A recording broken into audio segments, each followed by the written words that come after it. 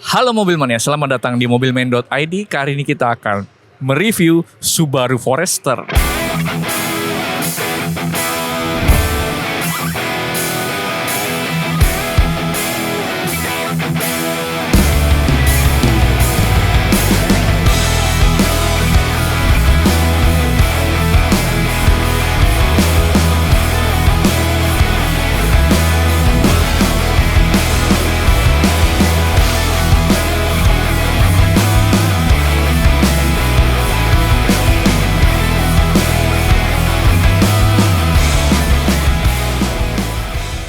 Buat Anda yang sedang mencari puluhan ribu mobil bekas dari berbagai merek, silakan kunjungi website kami di mobilman.id atau download aplikasi kita di Play Store dan App Store. Nah, Subaru Forester ini ada di acara Jakarta Auto Week 2023 dan kita akan review mulai dari historinya. Ya, Subaru Forester ini sebenarnya sudah lahir sejak tahun 1997 ya. Jadi sudah cukup lama, sudah 25 tahun lebih ada di dunia. Dan semua mobil Subaru yang ada di Indonesia itu adalah CBU, artinya buatan Jepang. Yang di belakang gue juga adalah buatan Jepang. Inilah perbedaan mobil buatan Subaru dengan mobil-mobil Jepang lainnya, karena kalau yang mobil Jepang lainnya kayak Toyota, Honda itu sudah CKD, sementara Subaru masih mempertahankan CBU. Makanya harganya sedikit mahal. Nah, kita akan membahas dari segi eksterior dan bagian depan. Untuk dari bagian depan, Subaru Forester ini masuk generasi kelima dan ini adalah facelift-nya ya. Jadi tampilannya itu ya standar SUV kalau menurut gua. Dia nggak terlalu neko-neko ya, dia simple aja gitu kan. Logo Subaru besar di sini, grillnya besar, dan lampunya sudah menggunakan proyektor dan LED, ada DRL-nya juga, ada fog lamp. Fog lamp-nya juga sudah LED dan kamera depan, dan nggak ada yang gimana-gimana, dia cenderung konvensional aja bentuknya. Dia polos, cuman ada di sini bagian sini ada plastiknya seperti itu. Cuman di sana sudah ada radarnya tuh 2 biji dan ada kamera juga, sehingga itu fitur yang standar karena harganya sih di atas 500 juta. Dan di sini di bagian depan ini dia bukan chrome, dia piano black, tapi dia ada aksen-aksen metaliknya. Ya lumayan keren. Jadi kesannya itu mahal. Kalau mesinnya dia melekuk-lekuk. Karena ini bukan varian yang menggunakan turbo, jadi nggak ada intercoolernya. Kalau misalnya Subaru WRX XTI itu dia di sini ada air scoop masuk ke dalam intercooler. Kalau ini tidak turbo sehingga nggak pakai intercooler. Sayang kalau pakai intercooler, wow. Nah, sekarang kita lanjut ke bagian samping. Mobil ini tergolong SUV besar ya. Panjangnya itu 4,6 meter. Lebarnya itu 1,7 meter dan tingginya itu 1,7 meter. Ini tinggi banget. Apalagi ditambah dengan roof rail asli ya, yang benar-benar roof rail yang bisa dipakai untuk menyimpan barang atau minimal menjadi camper van nih buat ngeklaim tenda ke sana. Bisa, ini kuat banget. Ini kayak menyatu dengan bodi sehingga aman. Dan spionnya warna silver ya kan, dia aluminium brush gitu, cuman plastik. Dan ini sini krom-kromannya ke belakang. Krom-kromannya bukan krom-kroman yang mengkilap banget, tapi krom-kroman yang dengan feel yang mahal gitu. Nah, di sini yang mengkilap handle-nya. Dan kalau made in Japan tuh beda. Bodinya tebal. Dan bukaan pintunya mantep banget. Iya. Dan untuk karena ini SUV, jadi dia ada plastik-plastik ini, doff ini sampai ke belakang. Tapi dikasih aksen silver di sini. Lumayan lah ya. Jadi kalau misalnya ngebaret ini tuh, kalau silver kayak gini lebih mudah daripada plastik kayak gini, lebih mudah diperbaikin. Lanjut kita ke bagian velg. Nah, kita langsung ke velg belakang karena mobil ini sudah menggunakan rem cakram di keempat roda. Velgnya besar banget, ring 18, standarnya nih udah ring 18. Bannya menggunakan 225/55, dia 2 tone dan bannya menggunakan Bridgestone ya kan. Jadi benar-benar made in Japan asli, bannya pun made in Japan gitu. Dan di sini inner fendernya, selalu gue kalau misalnya nge-review mobil pengennya nge-review inner fender mulu. Soalnya di jalan itu kalau misalnya road noise-nya tinggi, berisik gitu, nggak nyaman. Dan ini inner fendernya sudah menggunakan peredam, bukan cuma plastik tapi ada peredamnya. Dia bukan plastik nih, peredam. Dan sudah pasti harusnya road noise-nya benar-benar minim. Apalagi kalau misalnya lewatin genangan air gitu ya, nggak terlalu busuk, kuas gitu. Kalau misalnya dilewat jalan tol atau jalan yang lumayan kenceng dan ngelewatin genangan air kan biasanya berisik banget, syas gitu. Kalau dengan ada peredam ini otomatis lebih nggak berisik gitu. Ini ada karetnya juga, wow. Ya udah pasti made in Japan. Made in Japan itu selalu bagus. Lubangnya udah 5 dan mantap. Di bagian belakang mobil ini ya seperti bagian depan, dia nggak neko-neko ya. Desainnya itu lebih kalem gitu. Dia ada lampunya, ini udah LED, tapi bagian lampu dalam masih bohlam dan bagian lampu mundur dan lampu sen masih bohlam. Sudah ada rear defogger, jelas ada kamera belakang karena ini udah 360, jadi semua kamera depan, belakang, kiri, kanan ada kameranya. Dan di sini ada rear spoiler yang cukup tebel gitu. Ya, di sini ada tulisan Made in Japan. Ya, kalau misalnya dari belakang sih standar ya, nggak terlalu gimana-gimana. Kita langsung masuk ke bagasinya. Dia sudah menggunakan elektrik, sehingga ya harusnya sudah nyaman ya. Nih, shock breakernya tebel banget. Berarti ini pintu belakangnya berat banget ini, asli. Dia sudah ada pembatasnya tapi ini kere gitu ya. Kayak kanvas, bisa ditutup begini. Ya lumayan. Walaupun nggak terlalu nutup ya. Cuman enaknya kanvas ini bisa digulung gitu kan, nggak perlu dicopot-copot, nggak perlu ditaruh. Nah, di bagian bagasi ini nggak terlalu gede dibanding kompetitornya, sedikit lebih kecil ini karena ini tinggi ya dan ini rata lantai. Cuman yang yang bagus itu adalah dia sudah menggunakan subwoofer Harman Kardon lagi. Keren. Dan ini pelipatannya sudah bisa dipencet dari sini, pelipatan kursinya, sehingga kalau mau ngelipat langsung klik aja dia langsung jatuh ke depan. Nyaman. Di sini ada kompartemen dan di bawahnya tuh ada ban serep. Ban serepnya kaleng. Iya. Ban serepnya kaleng, bukan full size. Sayang ya. Bagus sih.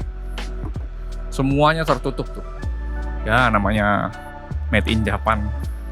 Ya, di dalam interior Subaru Forester ini selayaknya mobil Subaru ya.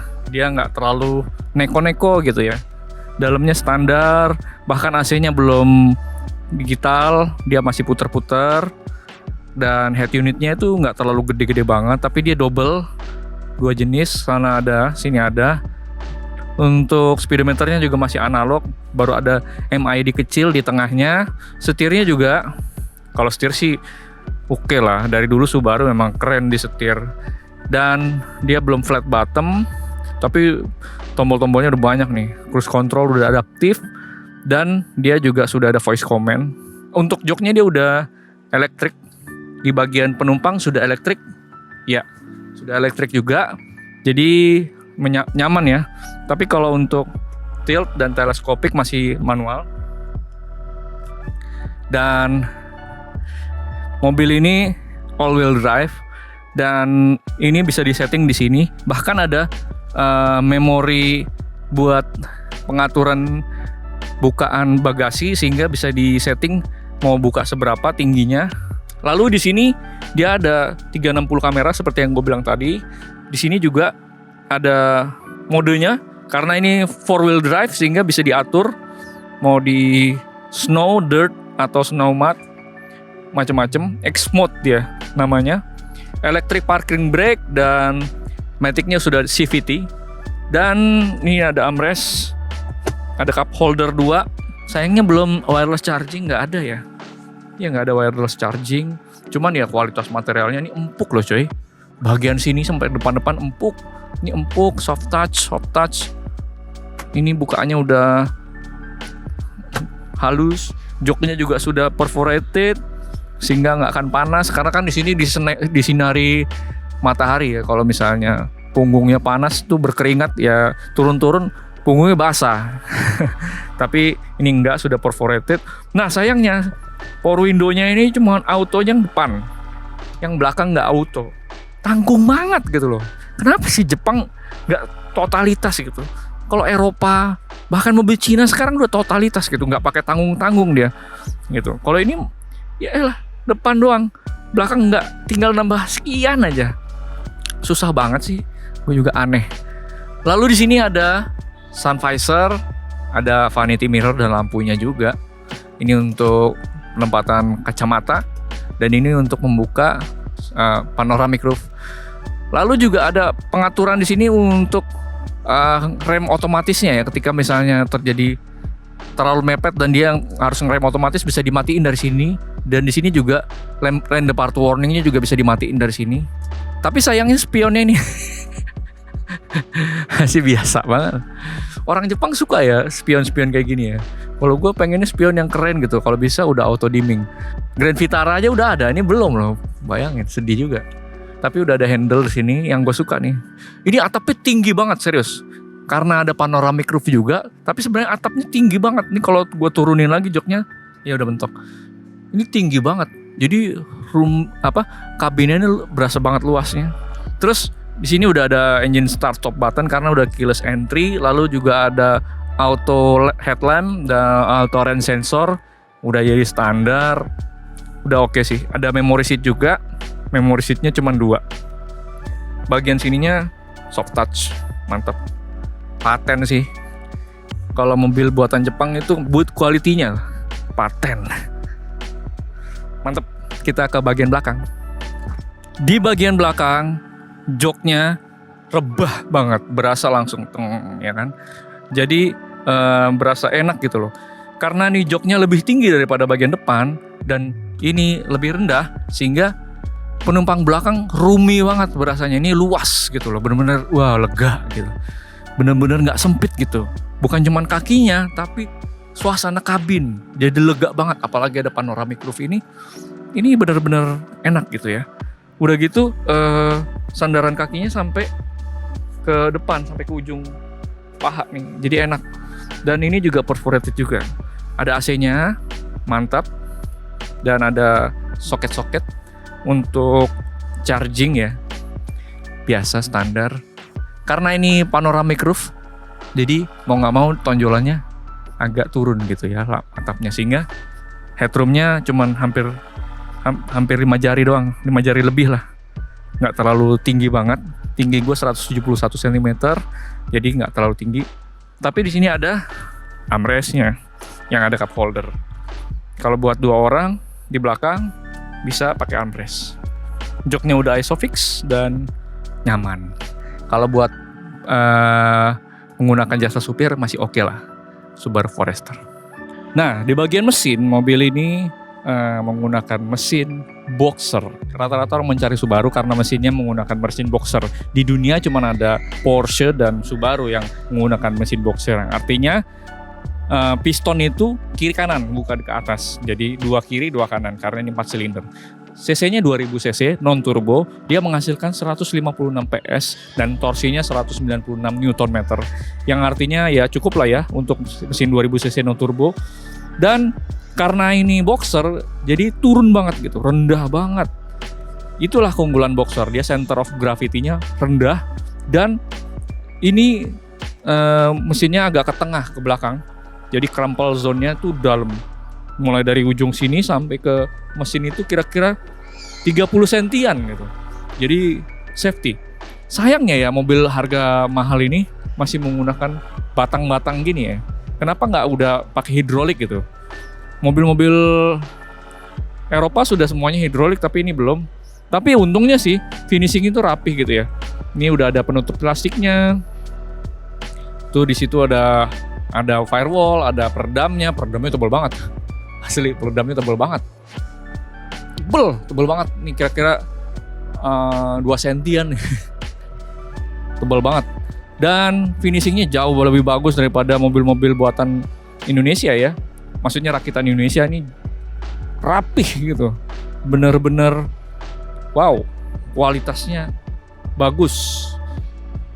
Gue sukanya boxer nih kan. Getarannya halus, suaranya halus, center of gravity-nya rendah, mantap. Untuk harga mobilnya, Subaru Forester ini dijual dengan harga 660 juta on the road, dan di acara Jakarta Auto Week dapat bonus bensin senilai 10 juta rupiah voucher ya. Dan kalau menurut gua, dengan spesifikasi dan mesin yang ditawarkan serta fitur-fitur, worth it sih. Saingnya kan ada Honda CR-V, Mazda CX-5, VW Tiguan. Kalau menurut gue ini penantang yang serius, yang artinya kalau memang Anda suka mobil yang nggak biasa ya, nggak mainstream, Subaru Forester ini cocok buat Anda. Ya, begitulah review gue tentang Subaru Forester. Dan buat Anda yang sedang mencari puluhan mobil Subaru bekas, bisa kunjungin di website kita di mobilman.id atau download aplikasi kita di Play Store dan App Store. Sekian dari gua Danang, and see you in next video.